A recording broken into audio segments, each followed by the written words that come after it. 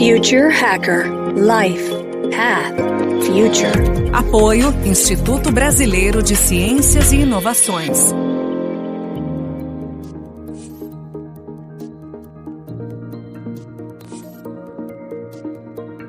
Welcome back, everybody. This is the second episode of Yair Yona for Future Hacker. Okay, Yair, let's cover music, one of our passions. Yeah, music. Super. So let's talk about the music industry, specifically about the creation process. This mixture of, putting your soul out there with whichever resources you find that produces sound, and the techniques you learned or created over time. What's your view regarding the evolution of this industry? Music has been democratized with the internet, so you don't need to depend on those big players choosing what you're going to hear anymore. You already have access to anybody that is putting himself out there. When talking about this industry's evolution, I'd like to cover with you creation, distribution, consumption, and how you think these new technologies are affecting the chain, okay? So first of all, very small topic, right? Yeah. You have like 5 hours to spare because you have 3 minutes to cover, okay. But let's be a little more specific, okay? So we've been covering a lot the use of artificial intelligence in the creation process. You read that people can get artists that are already deceased and use artificial intelligence to create whatever it wasn't created before, but using the technique. You can use artificial intelligence with sounds that maybe you can't really reproduce manually. Just tell me what you think about the use of this type of technology in the process of music creation. I think, like in the entire topic of the music industry and in other topics in general, I mean, it's here. Let's make the best out of it, and I don't care. Seriously, I don't care. If you can have John Coltrane playing saxophone in my songs, I'm going to use it if it makes interesting artistic value.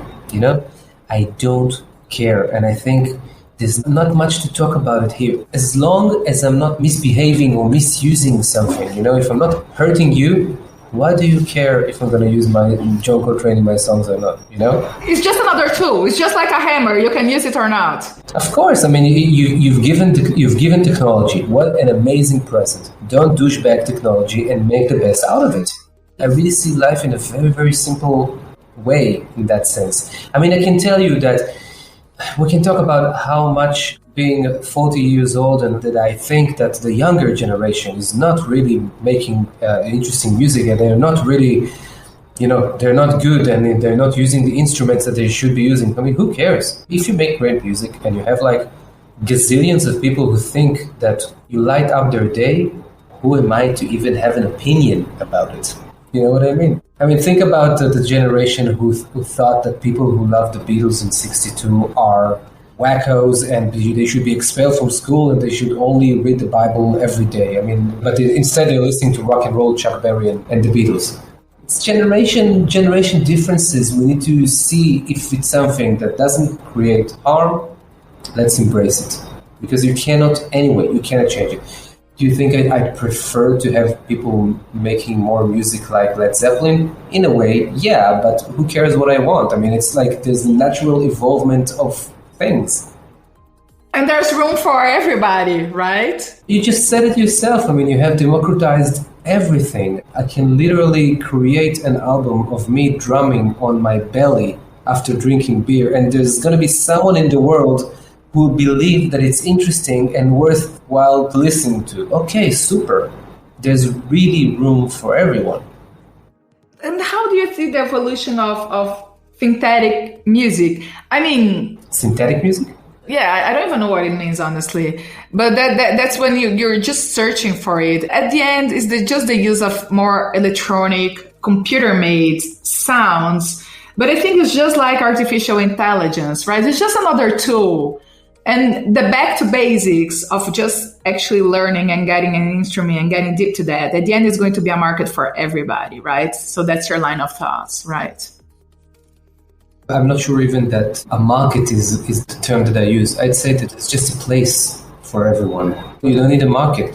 I think the word synthetic sounds, I'm not sure if a computer that produces sound is more synthetic than a guitar. They're both creating frequencies and vibrations, and it affects your world of emotions somehow. I mean, you can take like Charlie Patton, an amazing blues guy from the 20s, yeah, and you listen to it and it sounds like awful. I mean, the recording quality is awful because it's like 1925. I mean, they didn't have electricity. They had like a mouse running on a wheel to run the tape or whatever it was. And then you have like Radiohead, or, forget about Radiohead. You have like experimental electronic musicians who create sounds out of water drops, and they're both legit. And the person who will take both Charlie Patton and the music that you take from water and combine it into being the next Beatles will win the lottery. That's it. That's all you need to do. You need to just invent the next sound to the world. That's what I believe. It's not that creating old sounds is bad.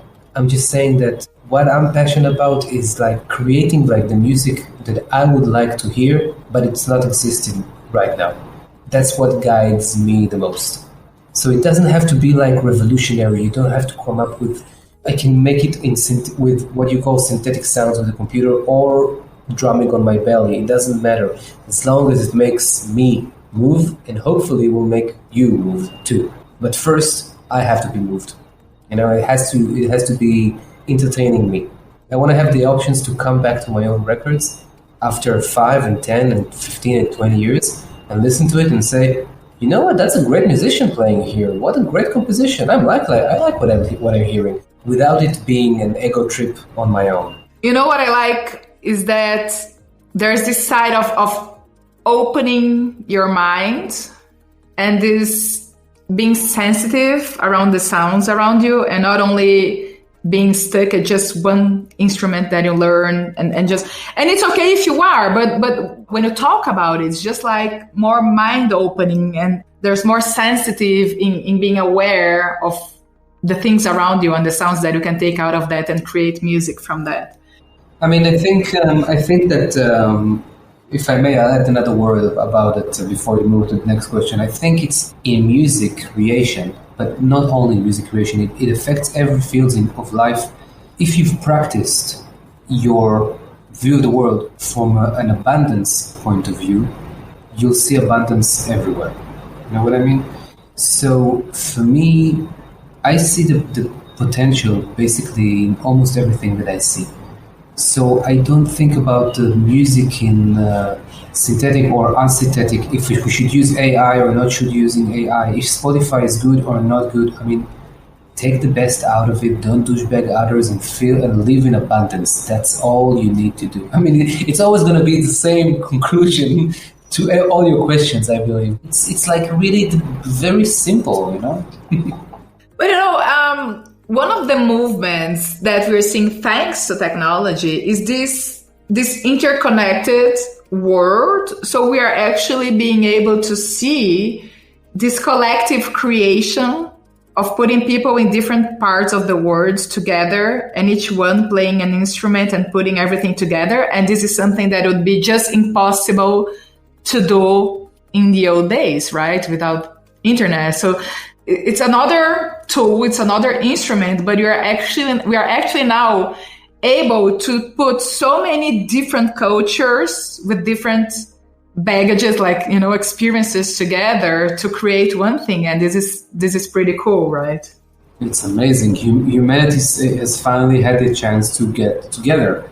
Now we need to make sure to make some moves before it's going to be too late, because we're going to have no humanity. So let's just move. Okay, now you have to get deeper into that. I'm not going to let you go now with this phrase you said, that, before it's too late and humanity will end soon. It's like climate change and the problems that surrounds it. I'm not sure, because I'm not a scientist and I'm not into these worlds, but I'm not sure if we're like half of the people that I read about it, like experts, they say that we are past the point of no return. And some people say that, look, we got to beware because we're in a few years going to be the point of no return. So I'm not sure if we're now past or before the point of no return. But in a way, I'm a bit afraid. I'm a bit afraid to humanity, I have, before that it was just me and I have my wife. Now we have a baby and it's like, what did I get her into? What kind of a mess did I just got this innocent soul into? And this is something that I'm like, it bothers me. It's not that I didn't know that before, but still I went and had a baby, and you can say that it's from selfish motives, and you can say that it's like the natural evolvement of human nature, and then both answers will be right. But now we need to understand, how we can stop the ignorance that we live in. Ignorance is not about not knowing. Ignorance is about not being aware. So if you choose a certain politician and you're not checking his or her opinions about climate and their relations with corporates, you might be making a greater damage than consuming another plastic bottles of Coca-Cola or not. You need to be aware of the stuff that you do. You need to be aware of what kind of waves are being created, the ripples that comes from every stone that you throw to the water. And this is I think this is our main concern. I don't think I can change the climate problem, from my point of view as a citizen, but I am responsible of my knowledge and not, stucking my head in the sand. And it's not only about quote unquote knowing that there is a problem. It's about knowing exactly what kind of actions you take every day and what are their effects. So this is what we need to take, I think, responsibility the most, because this is what you can change. You cannot change what happens in the rainforest alone, but you need to change the way you treat society, the way you treat your neighbors, the way you drive on the road, the people that you vote to. These are all the things that you can change, small and big stuff. So if we want to make sure that humanity is not going to die in a few years, we need to really take responsibility, and it's not about plastic bottles only, because that's like the sexy things to see. I'm saving plastic bags that I'm taking out of the supermarket. Yeah, great. Giving my applause to you, and here's a gold medal for your efforts. It's not only about that. It's about actually your entire well-being. It's about entire existence in society, and whatever that you say, speak, think, and like you said, what you pass on to your kids. I'm not sure even what was the question that I just answered on, but you just answered it beautifully, and thanks for that. So let's move to our last topic, which is about your side of self-management consultant, which, as I read about you, is thanks to the attention deficit disorder that you say you have, right? You created this series of systems and workflows in your life, just about everything, you say. So my very first question to you is, as a new mother, I have to ask you, how is it working with your baby? Do you have any advices here? Yeah, well, it's having a baby is it's like a huge obstacle in the terms of time or of self-management. I can tell you one thing. It's in a way, it's like when you're trying to keep your diet, okay? And you say to yourself, okay, I'm going to eat like green vegetables and drink water, and you like keeping good order for like 2 weeks. And then you had that one pizza day when you had 7 carton boxes of pizza in 1 hour, and then you just like hate yourself, okay? But it was an obstacle on the way. You can always start again tomorrow. So every time I have like time where my baby needs me and it like pushes away everything that I want to do, and it pushes away all my tasks and everything, the important thing I believe is to remember to get back on the horse and not giving up on yourself. Don't use the pizza accident to start eating garbage. Just start again tomorrow on your healthy living. So I think it's in a way it's the same thing. It's just not telling yourself the story that quote unquote I'm now a mother and therefore I'm allowed to be in a complete mess and not manage anything in my life because I'm allowed to do it because I have a good excuse. Of course you can do it, but it's not going to be contributing to yourself at all. I'm having obstacles all day. At some point she's like crying, and some point her mother is like tired and I have to take over, although it was like her shift, or whatever. But it's just life. All things must pass, like George Harrison said. I mean, you have to acknowledge the fact that everything changes and you start again whenever you can start again. That's the best tip I can give you. Don't give up ever. I love it. Absolutely. And, you teach about self-efficiency and how not to lose it completely in the information age today. So basically, this is for everybody, right? So which would be your top 3 advices you could give our listeners? Like the perfect way to end our interview. Which would be your top 3 advices to our listeners, not to lose it completely? Well, first of all, people always tie the field of time management or self-efficiency to make as many tasks in 1 hour as you can. And for me, it's not about that. So the first tip would be make sure that the task that you do is something that you actually need to do, and be aware that the fact that you have only a certain amount of time in a day, and it's okay that you won't be quote unquote efficient. It's not about being efficient. It's about making order of your day in a way that you don't collapse at the end of the day. That's the whole point. It's not about like creating more for less time. I'm not supporting that view of the world at all. So that would be the first thing. The second thing would be, whatever you do, under any circumstances, stop notifications on your mobile phone. Like, seriously. I mean, you have no idea, unless you stop your notifications and then but you have no idea how much attention this thing takes from you. The funny thing about attention is that it's like a muscle that you can't really measure when it's going to be done. If I'm going to the gym right now and I'm going to lift like 30 kilograms in one hand, for example, I wish, I'm lifting like 10 barely, but let's say I'm gonna lift like 30. I know my limits. I cannot lift 40. I can lift only 30, right? I know where my limit ends. So with attention, you don't know when your limit ends. It's going to be build up tension in your body with lots of cortisol being spread around your body, and then it will reach the end of it. Then it will have no place anymore for anything, and then you will have to lie down on the sofa for like 3 hours and rest. So I think that the second tip would be stop notifications and throw out of your device all the apps that are like time and attention consuming.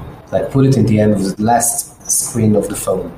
And the third thing is take the field of personal management very seriously. As much as you take the sports, nutrition, financial education, and spiritual practice. Take it very seriously, because we're facing a world right now with a problem that we didn't know before. Like 30 years ago, we didn't know about obesity, and all of a sudden it's something that is very, very common, and you understand that it's like a pandemic. So you need to make sure you protect yourself from the potential disease of the new world. The potential disease of the new world is having your attention stolen, and having your focus stolen, and not being present in any interactions in your life because your mind is like thinking in 5 different directions.